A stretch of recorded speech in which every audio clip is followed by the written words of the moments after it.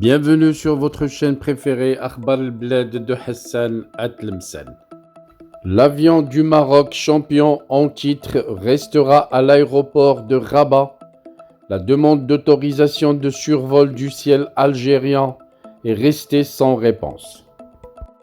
Ils l'ont fait les dictateurs militaires qui dirigent l'Algérie. Ils ont ruiné l'Algérie. Et les voilà qui sont en train de ruiner le football africain. Les lionceaux de l'Atlas n'iront finalement pas au CHAN en Algérie. Et pourtant, le Maroc a pris toutes les dispositions pour assurer le voyage de l'équipe nationale de football à bord d'un Boeing 737-9 Dreamliner de Royal Air Maroc qui devait relier l'aéroport de Rabat-Salé à celui de Constantine ce vendredi 13 janvier 2023. Un document du consulat du Maroc à Alger montre qu'une demande officielle a bel et bien été soumise aux autorités algériennes, datée du jeudi 12 janvier 2023, en vue d'obtenir l'autorisation de survol et d'atterrissage du Dreamliner du Royal Air Maroc. Ce dernier devait transporter les lionceaux de l'Atlas pour prendre part au championnat d'Afrique des Nations, le CHAN de football. Le plan de vol accompagnant la demande indique en heure locale les heures de départ 9h du matin et d'arrivée 12h20 de la délégation marocaine. Le ministère algérien des Affaires étrangères, qui a accusé réception de la lettre du consulat du Maroc, n'a toujours pas réagi à la demande, refusant de délivrer l'autorisation de survol et d'atterrissage à l'avion marocain. Du côté de la Royal Air Maroc, on nous apprend que toutes les dispositions ont été prises pour assurer le vol Rabat-Constantine dans de bonnes conditions.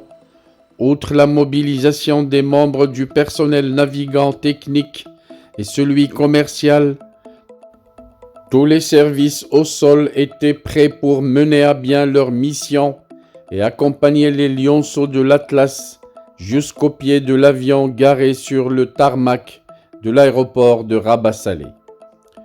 Rappelons que la présence de la délégation marocaine à l'aéroport de Rabat-Salé ce vendredi 13 janvier a coïncidé avec l'arrivée au Maroc de Gianni Infantino et de Patrice Motsepe, présidents respectifs de la Fédération internationale de football FIFA et de la Confédération africaine de football, qui assistent en ce moment au tirage de la Coupe du monde des clubs prévue au Royaume du 1er au 11 février.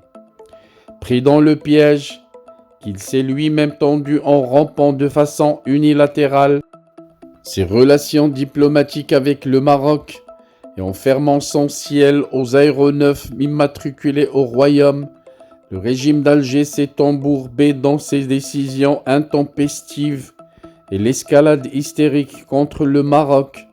L'absence du Maroc, double tenant du titre, dévitalise le CHAN et subordonne une manifestation footballistique à un différend politique provoqué, mais visiblement pas réfléchi, par la junte militaire algérienne.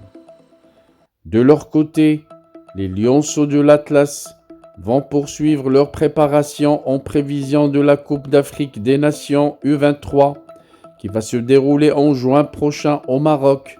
Une Coupe d'Afrique des Nations qualificative pour les prochains Jeux Olympiques de Paris. Une compétition où toutes les équipes africaines seront les bienvenues au Maroc, contrairement au comportement du régime militaire algérien.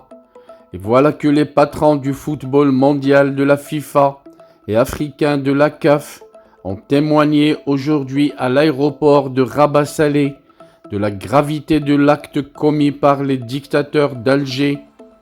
L'arrivée du président de la FIFA et de la CAF au Maroc venu d'Alger et l'avion de l'équipe nationale est toujours à l'aéroport de Salé, en train d'attendre une autorisation du régime militaire qui ne veut pas encore comprendre qu'il ne doit pas mêler la politique et le militaire au sport, un régime militaire qui, en organisant le CHAN, a dévoilé au monde entier sa mentalité et sa façon de réfléchir, sachant que les autorités marocaines n'ont rien dit au sujet de l'avion qui venait d'Alger transportant le président de la FIFA et le président de la CAF.